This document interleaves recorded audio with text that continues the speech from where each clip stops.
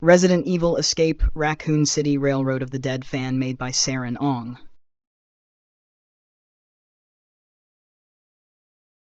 Charlie Barnes was 14 years old when the shotgun blast split his world in half. It happened on a Tuesday. The house had smelled like cigarette smoke and spilled beer for years. The wallpaper peeled like sunburnt skin. The television was always loud, either to drown out arguments or to avoid speaking at all. That night, the argument was different. His father wasn't yelling. He was laughing. Charlie remembered the laugh more than the gunshot. It was a wet, ugly sound. His mother stood in the kitchen doorway holding the 12-gauge Mossberg his father kept above the fireplace. Her hands were shaking so badly Charlie thought she might drop it. 16 years, she whispered. His father staggered toward her, drunk and red-faced. You won't do it. Charlie stood at the hallway corner. He couldn't move, couldn't breathe. The blast was deafening. His father's head disappeared in a red mist against the yellow wallpaper. Bone fragments embedded in the ceiling. His body remained upright for a moment, twitching, before collapsing like a sack of wet cement. His mother didn't scream. She looked at Charlie. Not with horror, not with regret, with apology. Then she turned the barrel under her chin. Charlie never remembered hearing that second shot, only silence. Thick, heavy, final. 12 years later, Flagstaff, Arizona, snow dusted the pine trees outside Charlie's cabin. The world was quiet here. Honest. Charlie preferred forests to people. Trees didn't scream. They didn't drink. They didn't hit. They didn't beg. At 26, Charlie Barnes lived alone in a one-room wooden cabin he built himself. He taught survival classes to tourists and board office workers who wanted to disconnect. He showed them how to start fires, how to purify water, how to stitch wounds. He was good at stitching wounds. The Army had made sure of that. Combat medic. Gulf War. He had held men together with gauze and prayers. He had watched teenagers bleed out in sand. He had learned something important. You can't save everyone. He never dated, never tried. When women flirted, he became distant. He knew what love led to. Gunshots. The phone rang at 6:12 a.m. Charlie didn't answer it at first. No one called him. It rang again. He picked it up. Charlie Barnes. Mr. Barnes, this is the Raccoon City Police Department. The name alone made his chest tighten. Raccoon City. He hadn't heard it in years. Your aunt, Marie Barnes, was found deceased. Drug overdose. Found in her apartment. As next of kin, he needed to claim the body. Charlie closed his eyes. Marie, his father's sister. She had raised him after the murders. Raised was generous. She had tolerated him. Between heroin relapses and disappearing acts, still, she had been blood. He drove to Raccoon City 2 days later. He hadn't been back since he enlisted. The city skyline looked the same. Industrial. Gray. Umbrella pharmaceutical banners hung proudly from buildings. The city's golden child, its largest employer, its pride, its poison. Charlie didn't know that yet. The morgue was cold. Too clean. Marie looked smaller than he remembered. Her arms were thin. Track marks like railroads across pale skin. He signed paperwork without emotion. He buried her next to his parents, 3 graves in a row. A broken family set. The wind howled across the cemetery. Charlie didn't cry. He hadn't cried since 14. That night, he went to the Frog Leap Bar. He rarely drank, but grief demanded something. The bar smelled like sweat and cheap whiskey. Televisions flickered news about unusual assaults downtown. Bartender mentioned fights breaking out near Raccoon General Hospital. Charlie didn't listen closely. He drank. 1 turned into 3, 3 into 6. He wasn't drunk. Not really. Just heavy. When the bar closed, he drove back toward his motel. Fog hugged the road. Streetlights were sparse. Then, a shape stumbled into the headlights. Charlie slammed the brakes. Too late. The body hit the hood. The windshield cracked. The man rolled off the side and hit pavement. Charlie stumbled out of the car. The man twitched on the asphalt. His skin was gray. His eyes unfocused. Blood poured from his mouth. Jesus, I didn't see you. The man grabbed Charlie's jacket. His teeth snapped inches from Charlie's throat. The strength shocked him. Charlie shoved him back. The man collapsed. Still. Dead. Police sirens wailed within minutes. Officers swarmed. They didn't listen, didn't test him, didn't question the man's behavior. They saw a bar receipt, smelled alcohol, vehicular manslaughter while intoxicated. Charlie protested. They cuffed him anyway.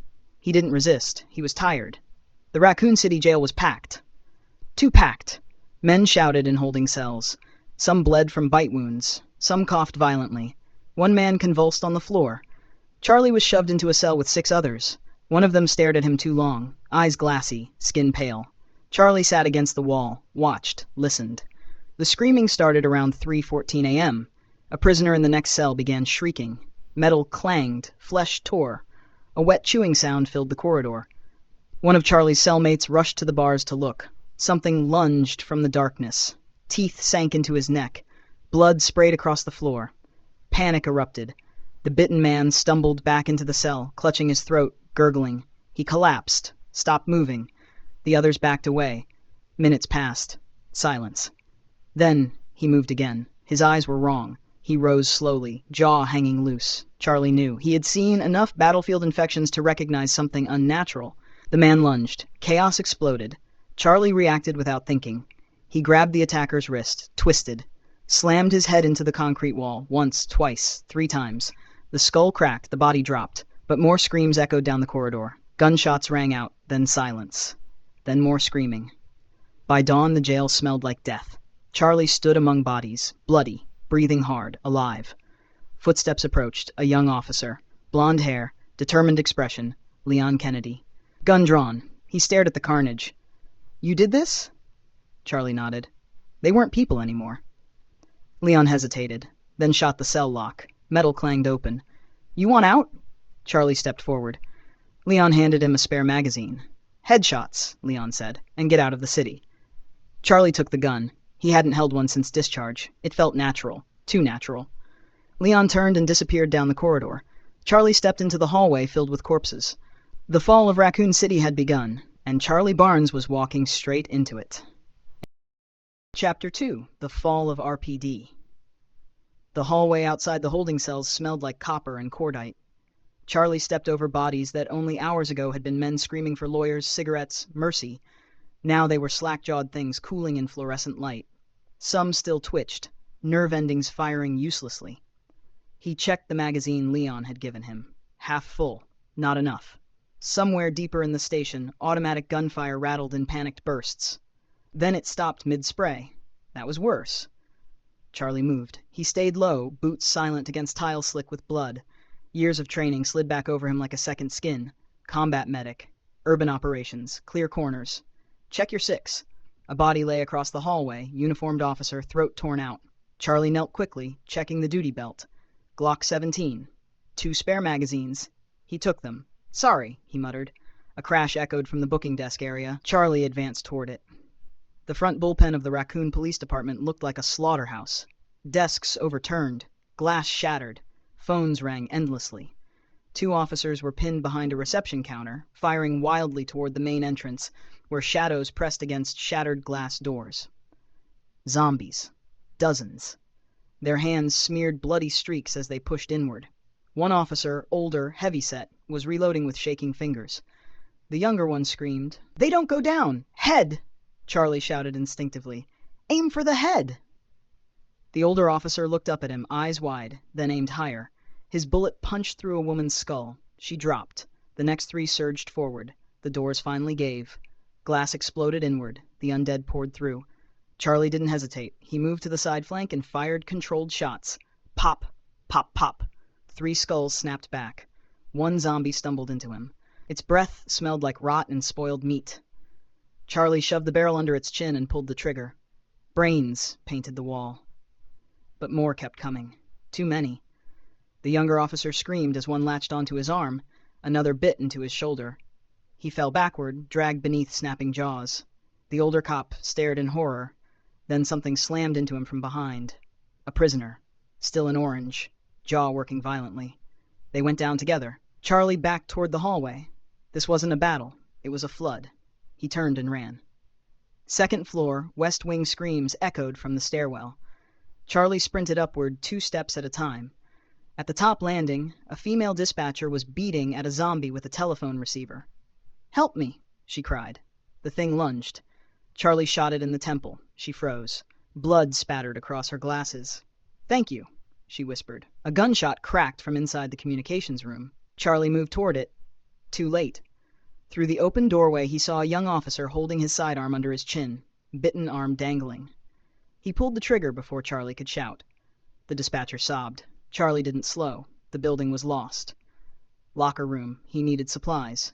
Ammo. Something heavier. Inside the men's locker room, the lights flickered. A corpse lay half inside a locker, body twisted unnaturally. Charlie moved cautiously. Something dropped from the ceiling. It hit the tile in front of him with a wet slap. He froze. It was human. But wrong. Its skin flayed away. Muscle exposed. Brain visible beneath a translucent membrane. Long tongue uncoiled from its mouth. It shrieked. A high-pitched metallic scream.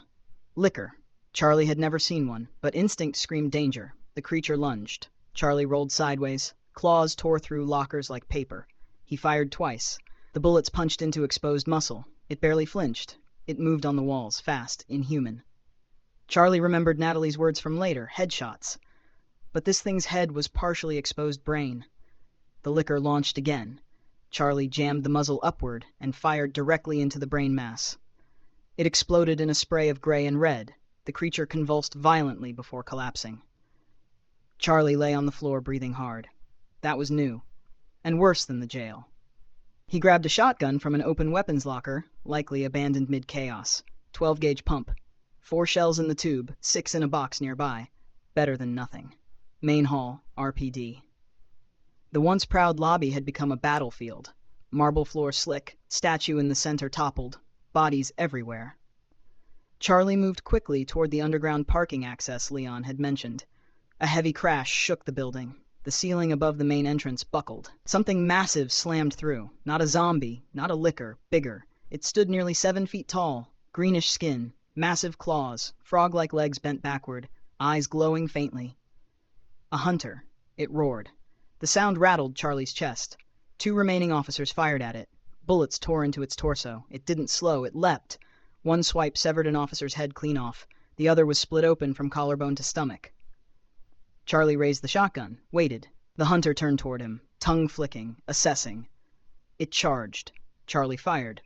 The blast tore a chunk from its shoulder. It staggered, but kept coming. He pumped and fired again. This time the shot hit its face. It shrieked, leapt again.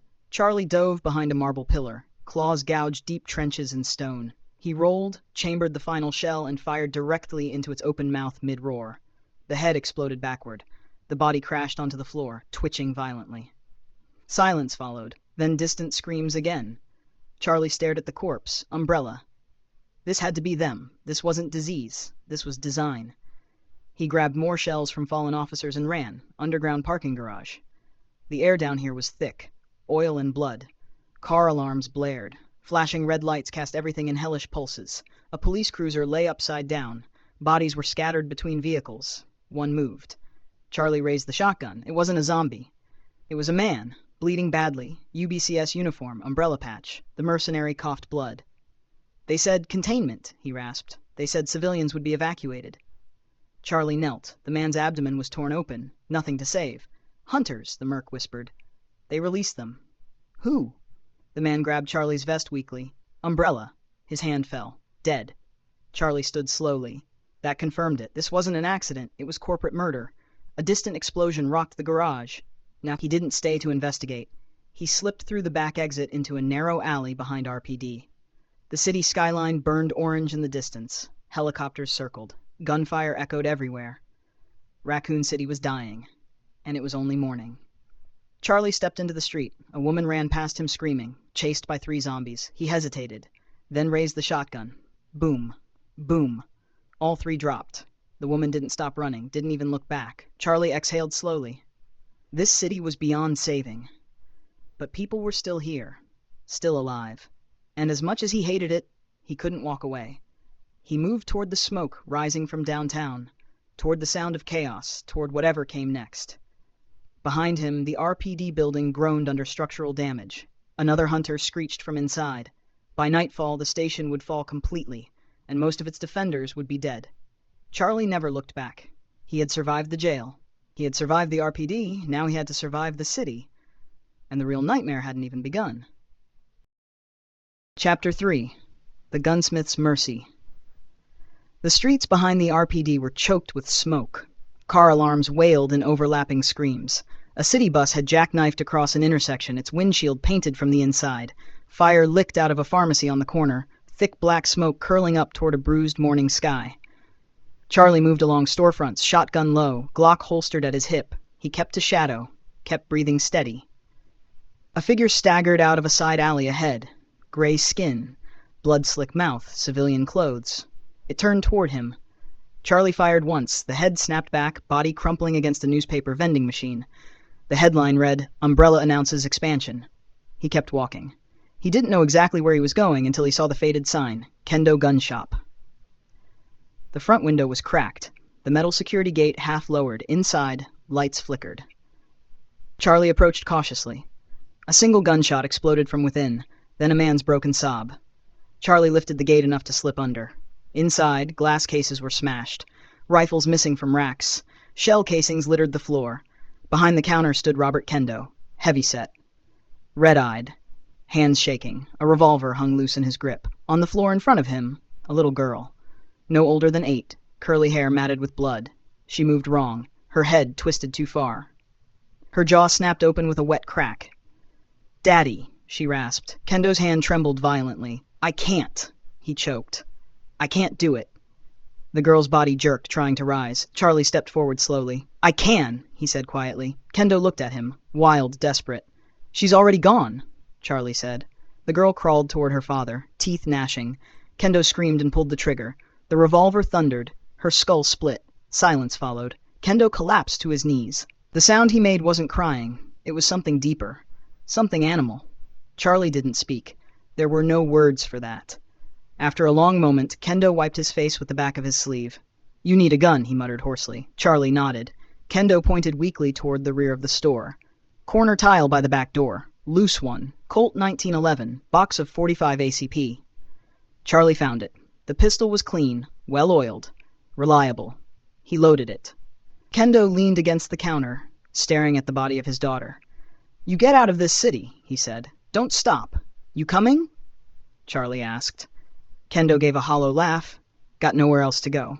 Charlie didn't argue. He slipped out the back door into a narrow residential street lined with brick apartment buildings. Behind him, another gunshot echoed from inside the shop. Charlie didn't turn around. Apartment block, West District. The neighborhood was eerily quiet. Too quiet. Then, a woman burst from between 2 parked cars. Medical scrubs stained with blood. Dark hair pulled loose from a ponytail. She ran straight toward him. "Help!" she gasped. 6 zombies thundered behind her. Charlie stepped forward, raised the 1911. 2 clean shots dropped the first pair. He swapped to the shotgun. Boom! Boom! 2 more fell. The last 2 closed in fast. Then something else moved above. Claws scraped brick. Charlie looked up. 2 lickers crawled along the apartment walls like grotesque spiders. "Run!" the woman screamed. Charlie grabbed her arm and pulled her into a narrow passage between buildings. The lickers shrieked and leapt. They barely cleared a dumpster before Charlie and the woman slammed through a kitchen window of a small bungalow. Glass shattered. They rolled across tile. Charlie came up fast, shotgun aimed. Silence. The lickers skittered across the roof overhead. One tongue whipped through the broken window frame, searching. Charlie held still. Breathing shallow, the creature's brain pulsed beneath exposed tissue. After a tense moment, they retreated. The woman collapsed against the counter, shaking. "Thank you," she whispered. Charlie locked the doors and swept the house quickly. Clear, he returned to her. "I'm Charlie. Natalie," she said. "Dr. Natalie Rule. Raccoon General." He nodded. "What happened there?" Her eyes darkened. "They brought in bite victims. We tried to stabilize them. Some flatlined, then they came back. Not alive, not dead, just hungry." Her voice cracked. "They tore people apart. Officers shot them, but it didn't matter unless it was the head." Charlie exhaled slowly. "Headshots," he confirmed. Natalie nodded. They sat on a dusty sofa for a brief moment. Then faint crying drifted through the walls. "Children." Charlie stood immediately. Natalie followed. The crying led them across the street to a mid-century craftsman house. Upstairs window. A little girl appeared. Tear-streaked face. "Dad is sick," she sobbed. "He hurt Mom." Charlie's jaw tightened. "Stay in the room. Lock the door." He kicked in the front door. The house smelled of blood. Upstairs, a man in a torn flannel shirt slammed repeatedly against a bedroom door. Charlie moved quietly behind him. He drew a steak knife from the kitchen counter he'd grabbed earlier. The man turned suddenly, gray eyes, jaw snapping. Charlie drove the knife into his temple. The blade sank deep. The body dropped. He pulled it free. "Safe," he called. The door creaked open. A 7-year-old girl stood clutching a stuffed rabbit. Behind her, a toddler boy with tear-stained cheeks. Scratches lined the boy's arm. Natalie knelt immediately. "I'm a doctor," she said gently. She checked the boy's temperature. "Low-grade fever," she murmured to Charlie. "We don't know if scratches transmit it. Bites definitely do." Charlie crouched. "What's your name?" "Flora," the girl whispered. "And him?" "Zach," Charlie nodded. "You're coming with us." Natalie hesitated. "If he turns, then we deal with it," Charlie said quietly. He wouldn't leave a child behind. Not again. Industrial Park, afternoon. Across town, a UBCS escort unit moved through a warehouse district. Alex Braun led point, former German Special Forces, professional, efficient. Behind him walked civilians, including a waitress named Diane Harrington and a massive construction worker named Walter Graham. The streets were too quiet. Alex signaled halt. A shadow dropped from above. Hunter. Then 2 more. The creatures tore into the group instantly. Screams filled the industrial yard. UBCS soldiers fired. One was bisected mid-torso. Walter grabbed a fallen fire axe and buried it into a hunter's neck. Diane screamed as blood sprayed her apron. Alex realized quickly they were overrun. "Move!" he shouted. He grabbed Diane and Walter, breaking from the main group. Behind them, more hunters descended. The escort team died within seconds. Alex didn't look back. Umbrella hadn't warned them about this. This wasn't containment. It was extermination. Back in the bungalow, Charlie loaded fresh shells. Natalie fed Zach water. Flora sat silently, watching Charlie like he was something solid in a collapsing world. Distant loudspeakers crackled to life. "State of emergency. Proceed to east or west evacuation centers." Charlie met Natalie's eyes. "Evacuation won't last long," he said. "When that fails, they'll bomb it." Natalie swallowed. "Then we leave now." Charlie nodded. He handed Flora a flashlight. "Stay close." As they stepped back into the street, a scream erupted from down the block. An elderly woman was dragged down by an infected dog. Charlie fired twice. The animal dropped, skull shattered. Too late for her. The city wasn't just collapsing, it was feeding. As they moved westward, smoke thickened overhead, helicopters passed low, gunfire echoed constantly, the dead were multiplying, and somewhere deeper in the city, something worse was waking up. Chapter 4. No safe haven. The sky over Raccoon City had turned the color of dried blood. Smoke from burning buildings rolled low across the streets, mixing with drifting ash and the metallic scent of death. Sirens wailed in uneven bursts before cutting off one by one, swallowed by chaos. Charlie led the way west, shotgun in hand. Colt 1911 holstered, Flora clutching his jacket, Natalie carrying Zach against her chest. They moved quickly but carefully, weaving between abandoned vehicles and bodies that might not stay dead. A city bus burned ahead, blocking most of the intersection near the West Evacuation Center. Loudspeakers mounted to streetlights crackled overhead. "This is an emergency broadcast. Proceed to designated evacuation points. Umbrella Biohazard Countermeasure Service is en route." Natalie glanced at Charlie. "UBCS?" "Private military," he replied. "Umbrella's cleanup crew." Flora tightened her grip on him. They turned the final corner and saw hell. The West Evacuation Center, hundreds had gathered here, or tried to. The parking lot outside the Civic Auditorium was a graveyard. Overturned buses, crushed barricades, National Guard Humvees abandoned mid-defense. Bodies everywhere, some half-eaten, some trampled, some still moving.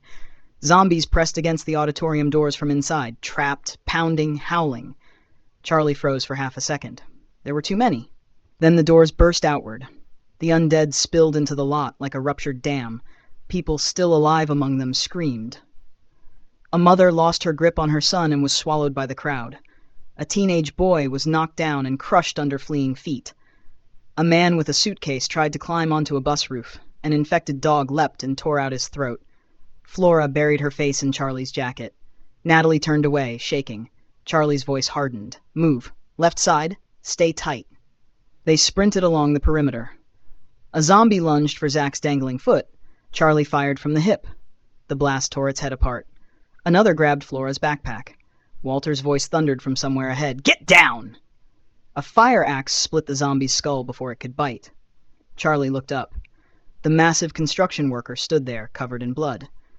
Behind him, a blonde waitress clutching a handgun with trembling hands, and a soldier in tactical gear aiming an assault rifle with controlled precision.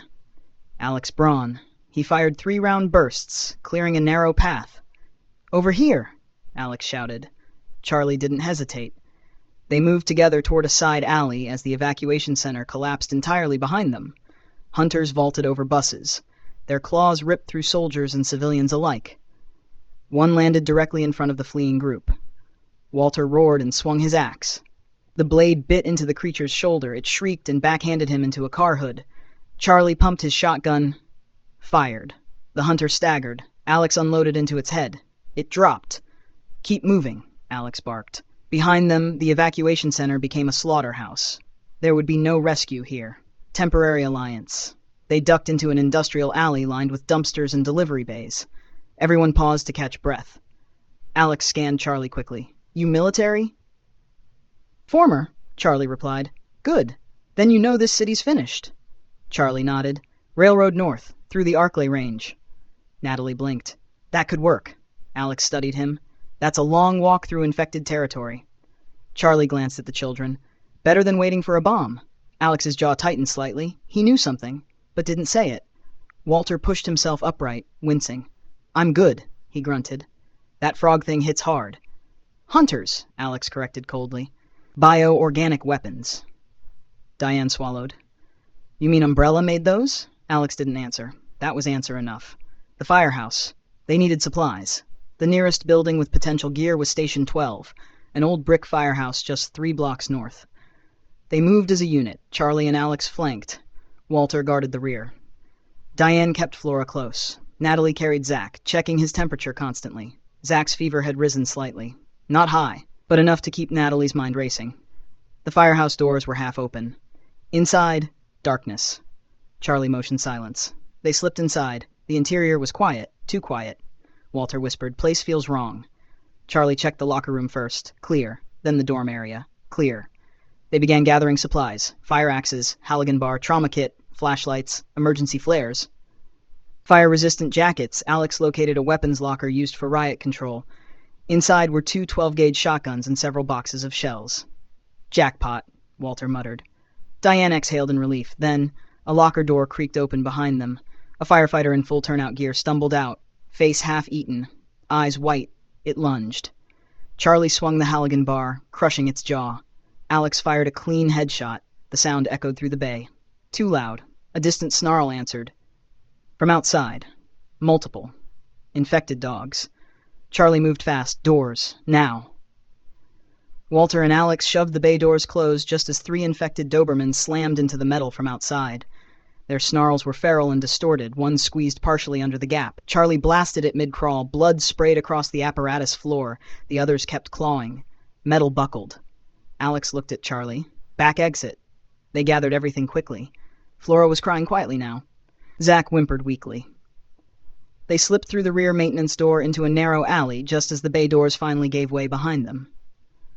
The dogs poured inside the firehouse. A flare rolled across the concrete floor. Charlie had dropped it intentionally. Moments later, a gasoline canister ignited. The firehouse erupted in flames. The dogs' howls were drowned in roaring fire. Walter stared back at the burning station. "Sorry, boys," he murmured. Moving north, the city thinned as they moved toward the rail lines. Fewer buildings, more trees, more darkness. The sounds of the city, gunfire, screams, engines, grew distant, but something else replaced it. Forest noise and movement. Alex paused near the rail crossing sign. "This is where it gets worse." Charlie looked at him. "You've seen this before?" Alex hesitated. "Not exactly." But his eyes said yes. The rail tracks stretched ahead into the tree line leading toward the Arklay Mountains. The sky glowed faintly orange behind them. Raccoon City still burned. Natalie adjusted Zach in her arms. "He's holding on." Charlie nodded. "We all are." A low, guttural howl echoed from the forest. Not a dog. Something larger. Walter tightened his grip on the axe. Diane raised her handgun with shaking hands. Alex chambered a fresh round. Charlie looked at the dark tree line ahead. "Stay close. Stay quiet. No one gets left behind." Behind them, in the distance, a massive explosion rocked downtown. And high above the smoke, A helicopter bearing the umbrella logo circled once, then turned away, leaving the city to die. They stepped onto the railroad tracks and into the forest. End of Chapter 4. Chapter 5. The Forest Breathes. The moment they stepped beyond the last streetlight, the world changed. Raccoon City's distant fires flickered behind them like a dying sun, but ahead, only black forest and cold mountain air. The railroad tracks cut through dense trees, vanishing into shadow. The steel rails reflected faint orange light from the burning city, like twin veins leading into something ancient and patient. Charlie moved first. Shotgun at low ready. Flashlight off. "No beams unless necessary," he whispered. "Light makes us targets." Alex nodded approval. Walter adjusted the axe on his shoulder. Diane stayed close to him. Natalie walked just behind Charlie, holding Zach. Flora clung to Diane's jacket. The woods were too quiet. No crickets. No wind. No birds. Just the sound of boots crunching gravel between wooden ties. And something else. Breathing. Not theirs. Charlie raised a fist. Everyone froze. A low growl rolled through the trees to their left. Then another to the right. Alex slowly turned. "Wolves," he mouthed. But they didn't sound natural. The growl deepened, distorted, wet and layered. Eyes appeared between trees. Dozens, reflecting faint red in the dim light. The first infected wolf stepped onto the tracks. Its fur was patchy and falling out. Muscles bulged unnaturally beneath torn skin. Foam and blood dripped from its jaw. Then 5 more emerged. Then 10. They were being encircled. Walter exhaled slowly. "Well, damn." The pack lunged. Charlie fired first. The shotgun blast shredded the nearest wolf mid-leap. Alex's rifle barked in controlled bursts. Diane fired wildly. One wolf slammed into Walter, knocking him onto the tracks. Its jaws snapped inches from his throat before he drove the axe upward through its skull. Natalie shielded Flora and Zach behind a rail support beam. Charlie pivoted, firing twice more. One wolf tackled Diane to the ground. She screamed as its teeth sank into her forearm. Walter roared and buried his axe into its spine. Charlie grabbed Diane, dragging her upright. "You bit?" he demanded. She stared at her arm. Blood. Deep punctures. Alex saw it too. Their eyes met. No one said it out loud. Another wolf lunged toward Flora. Charlie intercepted, drawing the 1911 and firing point blank. The forest echoed with gunshots and snarls. Then, suddenly, silence. The surviving wolves retreated into the trees, dragging their wounded with them. Charlie's ears rang. Bodies of infected wolves littered the tracks. Walter panted heavily. Diane stared at her bleeding arm. "It's nothing," she whispered. "It didn't bite deep." Natalie stepped forward. "It broke skin." Diane's breathing quickened. No, I'm fine. I feel fine." Charlie looked at Alex. Alex didn't flinch. "We keep moving," Alex said quietly. They resumed walking. But the forest felt closer now, watching. Fever rising. Zach whimpered against Natalie's shoulder. She checked him again. "Temperature's climbing," she whispered. Charlie's jaw tightened. From the scratches? Maybe. Or maybe just shock. Flora looked up at him. "He won't turn, right?" Charlie crouched in front of her. "We don't know that word," he said gently. "We don't decide things before they happen." But he remembered the jail, how fast it had happened. He stood. They needed shelter. Ahead, the tracks disappeared into a black opening carved through rock. "Railroad tunnel." Walter muttered, "I hate tunnels." Alex scanned the tree line. "Open ground's worse," Charlie nodded. We moved through. The tunnel. The air inside was damp and cold. Sound changed immediately. Every footstep echoed. Every breath felt amplified. Charlie finally clicked on his flashlight. The beam cut through thick darkness. Water dripped from the ceiling. Something moved far ahead. A shuffling sound. Charlie slowed. "Contact," he whispered. The beam revealed shapes along the tunnel walls. Dozens. Railroad workers, campers, civilians, some still in hiking gear, all dead, or not. One lifted its head toward the light, then another.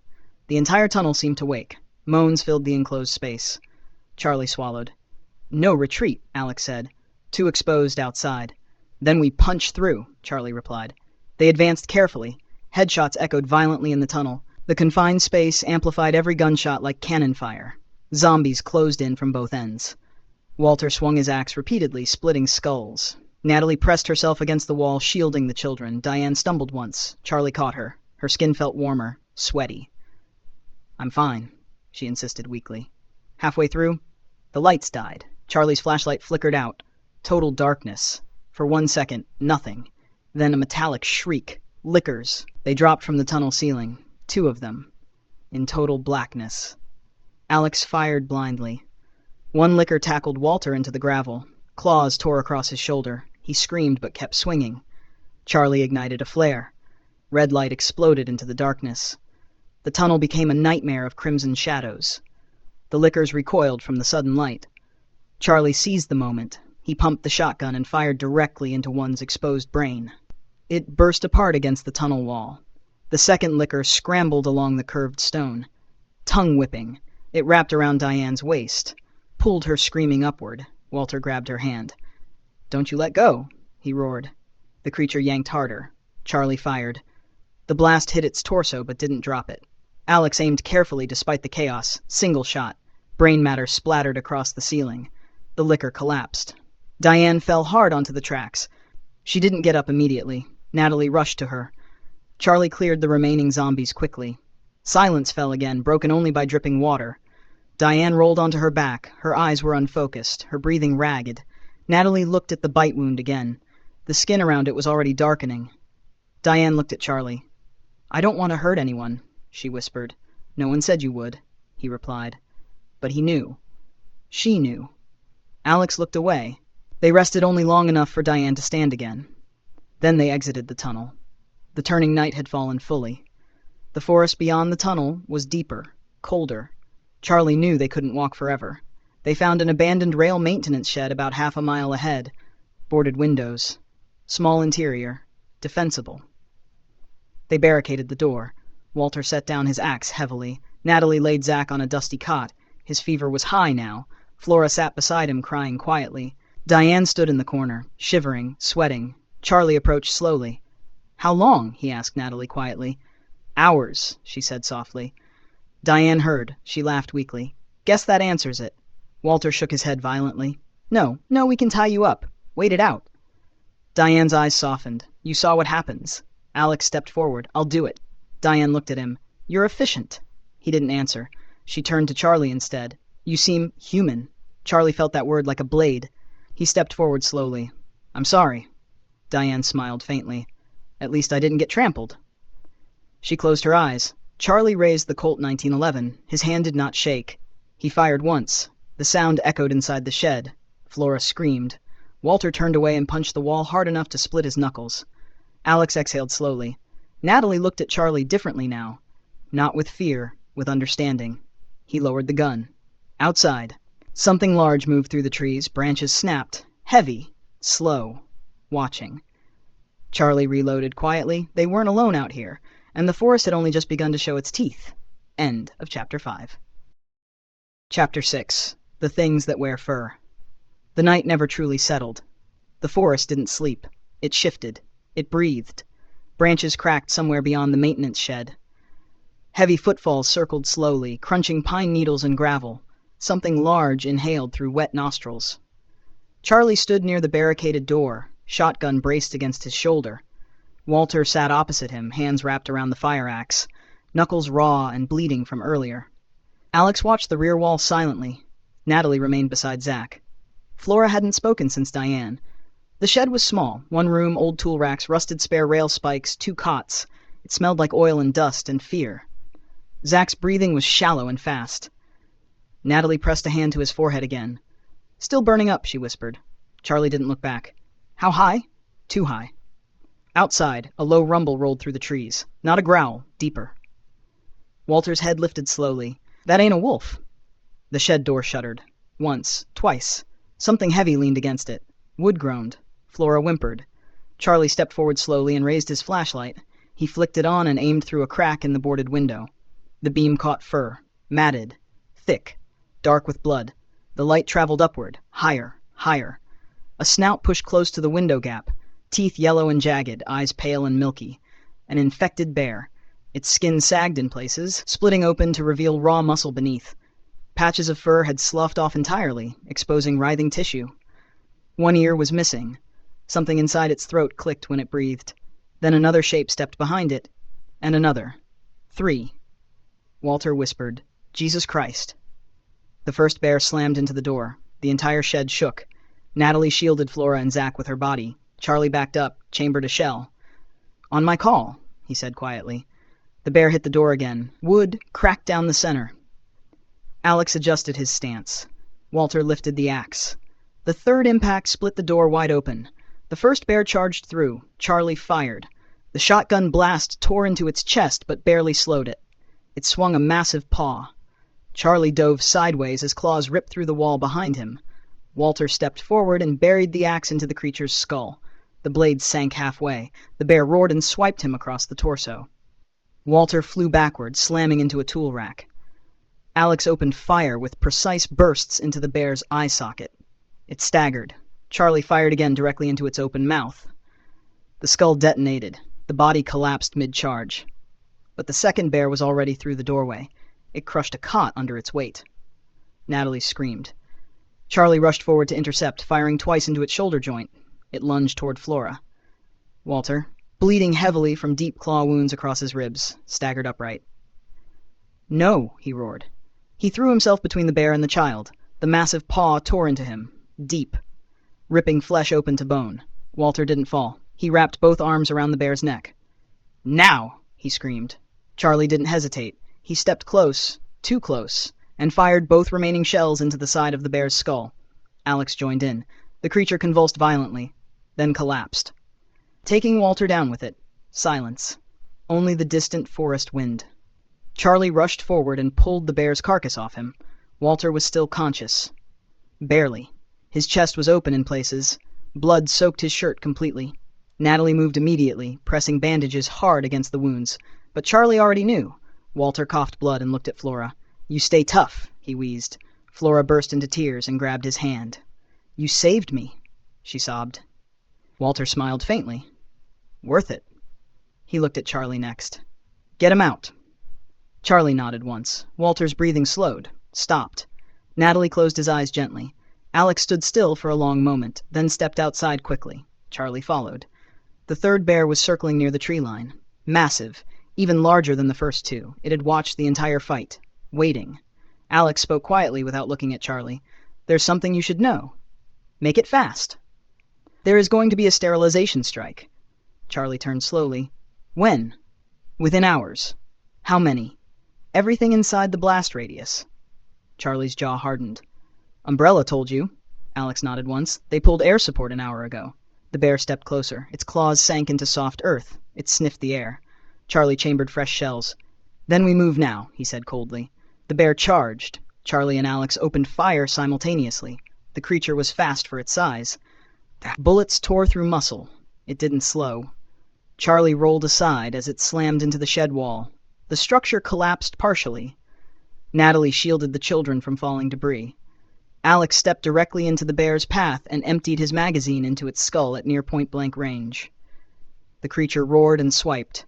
Claws raked across Alex's chest armor, sending him flying into a tree.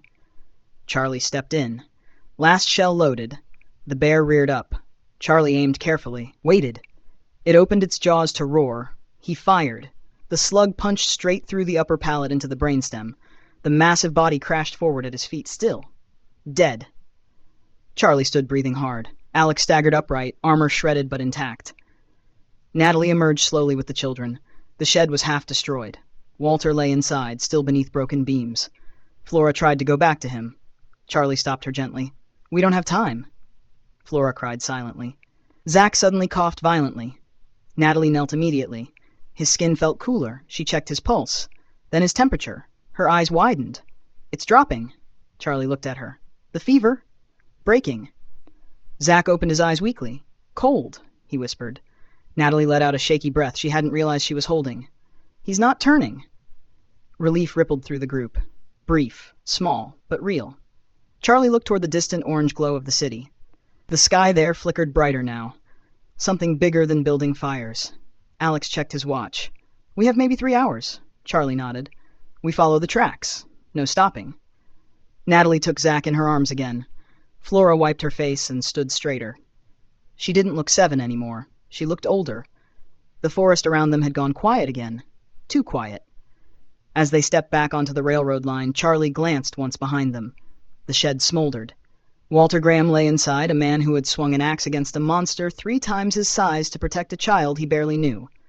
Charlie would not forget that. The Arklay Mountains loomed ahead, dark, silent, waiting, and far behind them, in the heart of Raccoon City, missile silos were being armed. End of Chapter 6. Chapter 7, The Last Train Out. The tracks angled upward into the mountains. The trees thinned as the Arklay range rose around them, jagged silhouettes clawing at a smoke-choked sky. The air sharpened with altitude. Every breath scraped Charlie's lungs raw.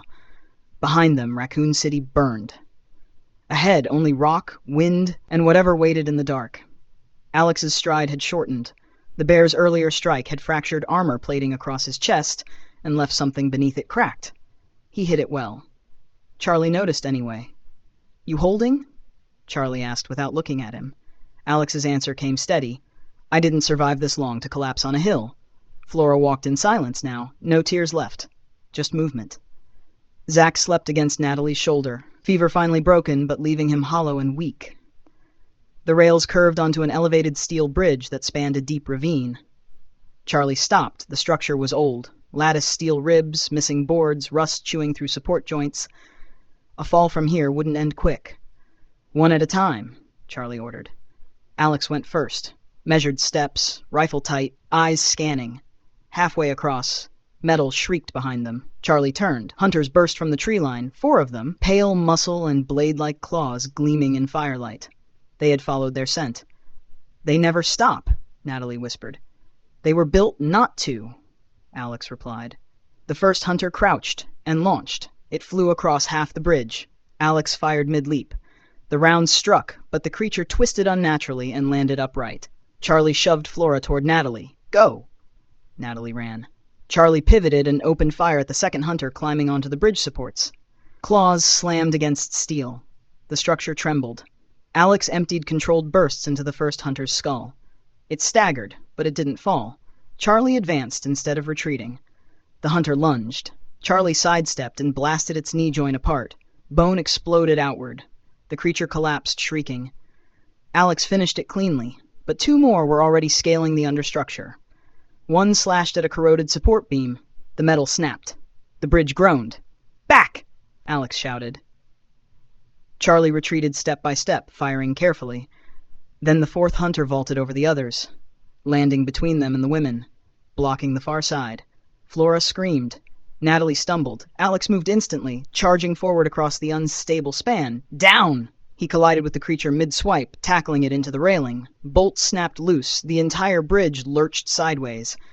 Charlie shot one climber. It slipped and vanished into the ravine. The last hunter reached the deck. Alex drove his combat knife upward beneath the 4th creature's jaw. The blade punched deep. The hunter convulsed and raked its claws across Alex's side before going limp. The railing tore free. Alex slipped. Charlie dove and caught his forearm. Below them, nothing but black. "Drop me," Alex grunted. "Shut up," Charlie snapped. The remaining hunter charged. 1 shell left. Charlie hauled Alex upward just enough. Turned. The blast erased the hunter's face.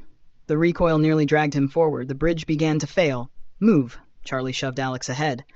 The midsection collapsed seconds later, steel folding inward as it vanished into the ravine. They stumbled onto solid ground as the final supports tore free. Silence followed. Charlie bent over, breathing hard. Alex leaned against stone, blood soaking through shredded armor. "It's shallow," Alex insisted. It wasn't. Claw wounds cut deep along his ribs. Charlie's jaw tightened. "You'll slow us." Alex met his gaze. Calm. Knowing. "That's the idea." Charlie understood without further words.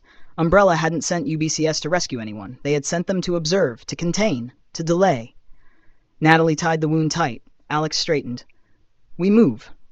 The path steepened beyond the destroyed bridge. Dead pine trunks lined the incline like gravestones. Wind roared harder here. Behind them, Raccoon City flared brighter. Then, a low rolling thunder. Charlie turned. High above the skyline, white streaks arced upward. Missiles. Flora stared. "What are those?" Charlie swallowed. "Fireworks." Alex checked his watch. 30 minutes. They climbed faster. Muscles screamed. Air thinned. Time shortened. Halfway up, a different sound. Not animal. Not hunter. A mechanical rhythm. Heavy. Deliberate. Charlie froze. From behind a jutting rock stepped a towering shape. Humanoid. Massive. Black, armored hide like plated chitin. One eye glowing with cold intelligence. A tyrant. Alex's face drained of color. They released it early. Charlie raised his shotgun anyway. He knew it wouldn't matter. The tyrant advanced slowly. Each step fractured stone. The mountains held their breath. Behind them, the city counted down toward annihilation. They had run out of distance, and they had run out of time. End of Chapter 7. Ground Zero, the tyrant didn't run. It didn't roar. It simply advanced. Each step crushed stone beneath its boots of bone and muscle. Its body was grotesquely proportioned. Massive shoulders, exposed sinew, veins pulsing with something that glowed faintly beneath the skin. A single artificial limiter bolt protruded from its chest harness. Its one visible eye locked onto them. Target acquired. Alex's voice dropped to something colder than fear. T-103 variant. Charlie didn't ask how he knew. The mountain wind howled across the ridge. Behind them, the sky above Raccoon City shimmered unnaturally bright. Time was almost gone. "Can we kill it?" Natalie whispered. Alex answered bluntly, "No." The tyrant suddenly moved. Faster than anything its size had a right to, Charlie shoved Flora and Natalie behind a stone embankment as the creature closed the distance in seconds. It swung its massive claw. Charlie ducked. The rock behind him exploded into fragments. Alex opened fire, aiming for joints and eye. The bullets sparked against reinforced tissue. Minimal effect. Charlie fired both shotgun shells directly into its chest limiter. The blasts dented the metal but didn't penetrate. The tyrant backhanded Charlie across the slope. Pain detonated in his ribs as he tumbled down gravel and slammed against a pine trunk. Flora screamed. Natalie dragged her lower behind cover. Alex stepped directly into the tyrant's path again, unloading his rifle into its face. It grabbed him by the throat one-handed, lifted him off the ground. Charlie staggered upright. "No!" The tyrant squeezed. Alex's boots dangled. But instead of panic, Alex reached calmly to his belt. Pulled free a fragmentation grenade. He locked eyes with Charlie. "You get them clear." The pin dropped. Charlie understood instantly. He sprinted forward despite the pain and grabbed Natalie and Flora. "Run! Now!" Alex jammed the grenade into the tyrant's chest harness under the damaged limiter bolt. The tyrant realized too late. Explosion. The blast tore outward, shredding flesh and metal. The tyrant staggered backward, its chest cavity blown open. Alex disappeared in the detonation. Charlie shielded the children from shrapnel. Smoke filled the ridge. When it cleared, the tyrant still stood. Half its torso was missing. Bone and muscle hung loose, but it moved, still coming. Charlie's heart dropped. Then the creature's damaged chest cavity sparked violently, internal systems failing. It took one more step and collapsed forward, lifeless. The mountain went quiet. Charlie stared at where Alex had stood. There was nothing left but torn earth and scattered debris. Natalie whispered softly, "He knew." "Yes," Charlie replied. Flora buried her face in Natalie's coat. There was no time to mourn. The sky above Raccoon City had become blinding white. Charlie grabbed Zach from Natalie. "Summit, now." They climbed, legs shaking, breath burning. The air pressure shifted. Then the world ended. A silent flash engulfed the horizon. For a fraction of a second, night turned into a second sun. Then came the sound. A deep, world-shattering concussion that rolled across the mountains like the wrath of God. The shockwave hit. The ground beneath them trembled violently. Trees bent like grass. Charlie threw himself over Natalie and the children as the blast wind roared past. Heat followed. Even from miles away, it burned exposed skin. Flora screamed. Zach cried weakly. The fireball rose above Raccoon City, mushrooming into the sky in a pillar of annihilation. Buildings vaporized, streets erased, everything inside the radius gone. The shockwave passed, but the firestorm winds followed. Debris rained down across the mountains. Charlie lifted his head slowly. Behind them, where Raccoon City once stood, there was only a glowing crater and rising cloud of ash. Natalie stared in stunned silence. "It's gone." Charlie nodded once. Yes. They had made it beyond the primary blast radius. Barely. Ash began falling like snow. The wind shifted again. Secondary forest fires ignited along the lower slopes. They needed to descend the opposite side before the fire line climbed.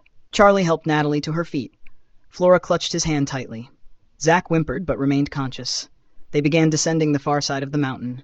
Behind them, the nuclear cloud towered into the sky. Umbrella had erased its mistake. Erased the evidence. Erased hundreds of thousands of lives.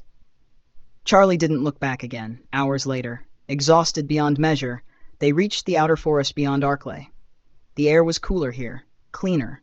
No ash, no fire, just distant rumbling. Charlie finally allowed himself to stop. Natalie sank to her knees. Flora curled beside her. Zack slept quietly. Charlie stood watch as dawn began creeping across the horizon. The sun rose over a world that no longer contained Raccoon City. He thought about his parents, Marie, Diane, Walter, Alex, Leon, somewhere back in that inferno. All gone. He looked down at Flora and Zack, and Natalie. He hadn't meant to survive, but he had. And now survival meant something different. It meant responsibility. 6 months later, Seattle, Washington. Rain tapped gently against an apartment window. Natalie stood in the kitchen in normal clothes instead of blood-stained scrubs. Zack played on the floor with toy cars. Flora read quietly on the couch. Charlie stood on the balcony overlooking gray city streets. He wore civilian clothes. No weapons, no armor, just silence. Natalie stepped beside him. "You still see it?" she asked gently. "Every night," he admitted. She slipped her hand into his. "But we're here." He nodded. He reached into his jacket pocket, pulled out a small velvet box. Natalie blinked in surprise. "Charlie, I don't know how long this world stays quiet," he said honestly, "but I know I don't want to face it alone." He opened the box. A simple ring. No flash. No spectacle. Just steady. Natalie's eyes filled. "Yes!" Flora cheered from inside. Zack clapped without understanding why. Charlie slid the ring onto her finger. Behind them, the world carried on as if nothing had happened. But somewhere deep beneath memory and ash, the truth of Raccoon City still smoldered. And monsters designed in laboratories did not stay buried forever. Charlie Barnes had survived the T-virus. But survival was only the beginning. End of novel.